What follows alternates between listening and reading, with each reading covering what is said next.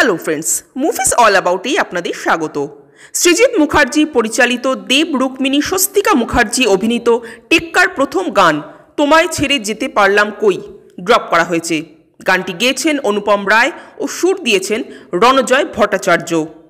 এক কথায় যদি বলি, গানটা আমার মোটামুটি লাগলো। মোটামুটি এই জন্যই বললাম কারণ এমনিতে এটা একটা শান্তশিষ্ট গান, যা পরিস্থিতিটাকে অনেকটাই ডেসক্রাইব করছে। কিন্তু এই গানের মধ্যে নতুনত্ব কিছুই নেই।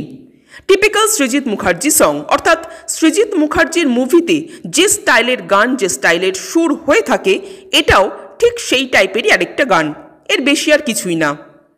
এই গানে তিনটে প্রধান চরিত্রের ইমোশনগুলো কিন্তু খুব সুন্দরভাবে ফুটিয়ে তুলেছে। দেবের ইমোশনাল সাইডটা তো টিজারেই এক ঝলক দেখা গিয়েছিল।